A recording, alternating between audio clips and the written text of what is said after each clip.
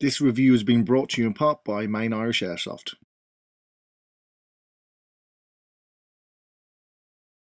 Being one of the bigger lads out there, I tend to use mesh because sometimes I fog the normal polycarbonate lenses up too much. These are basic volley glasses that have had the lens taken out and have been fitted with mesh. Now, a lot of airsofters are beginning to move over to mesh. I must explain something, and there is a warning to using mesh.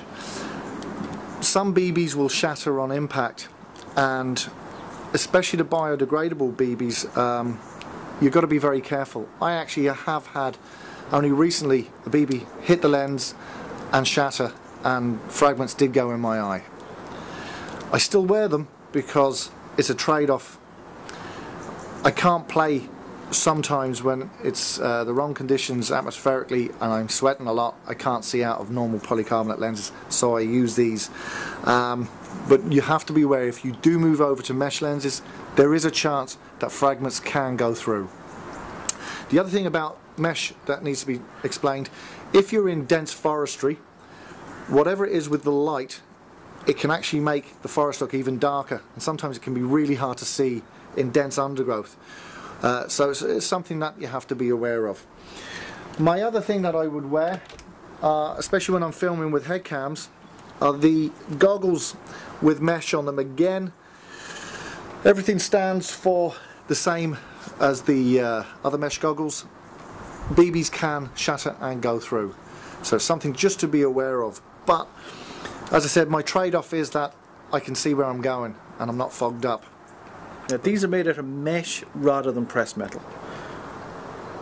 I don't like mesh.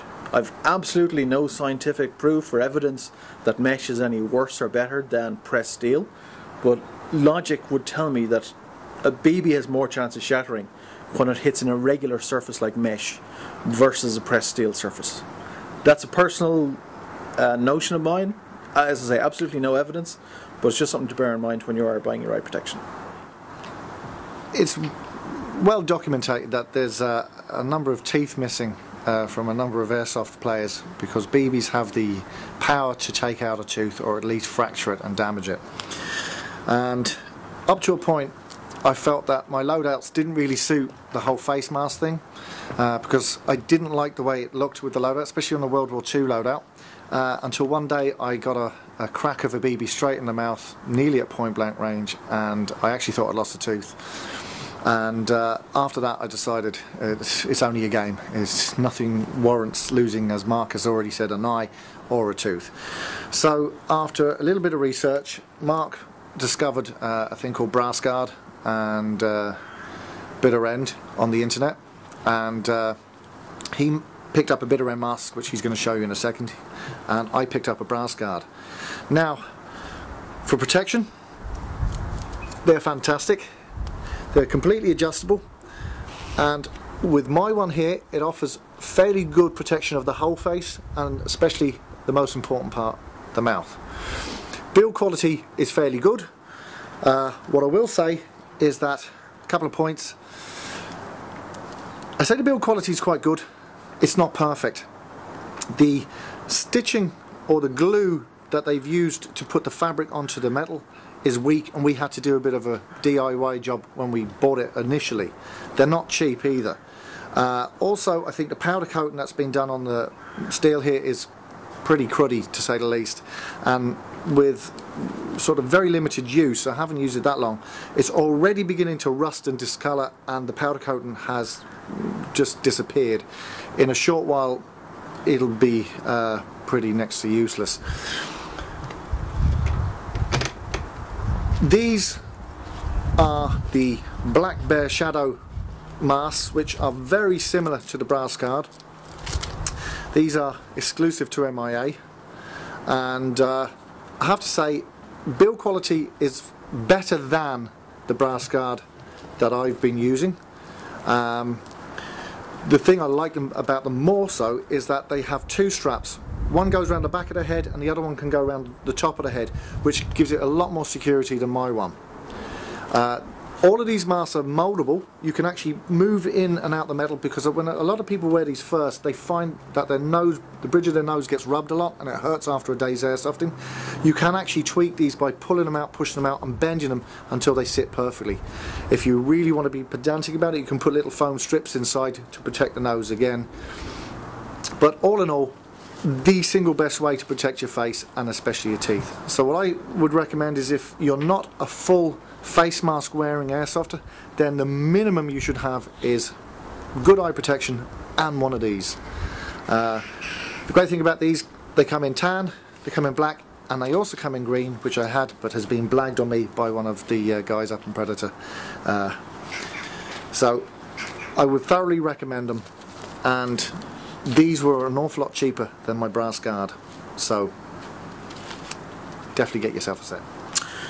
Right, so Jerry mentioned I have a bitter end face mask. This is it. Had it coloured in multicam-ish. Alright, very comfortable. Now the reason I bought a mesh face mask, lower face mask, was that on 2 consecutive airsoft days I got hit in the face and I got hit in the lip. I was getting closer and closer to losing a tooth, so I didn't particularly want to have to go to the dentist again. So I invested in one of these. It wasn't cheap, right? But what I can say is that the build quality is absolutely superb. It's made out of pressed metal. I've also already told you about my preference for pressed metal versus mesh, and Jerry mentioned the foam strips. This came with foam strips already on it, which means that it's very, very comfortable on my cheekbones. Another advantage of this particular mask, because it's not as wide as Jerry's here, I get a much nicer cheek rest when I shoulder my AEG. May seem like a little thing to mention, but all these things you have to take into account. There were lots of different face masks out there. The 2 high-end ones, the 2 originators, were bitter end and brass guard. There were lots of different ones out there. Jerry showed you the black bear version that's available, and they're very nice for the money. They're excellent, and I do highly recommend that you invest in some sort of face protection. Most people find goggles more comfortable to wear than a full face mask. If you're going to do that, then please get lower face protection as well. Already said, in our view, well, certainly in my view, I think Jerry's of the same opinion, all under 18s it should be mandatory that they have full face protection, and I mean hard face protection, whether it's a face mask, goggles paired up with a lower mesh mask, but not, you know, a Shima or a neoprene face mask. It's got to be something hard, because those things aren't going to protect you if you do get hit.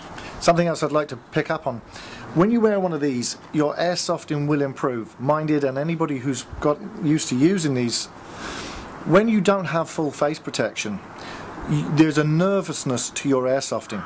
You tend to not play to your limits, because in the back of your mind you're worried about your teeth, you're worried about getting hit in the face.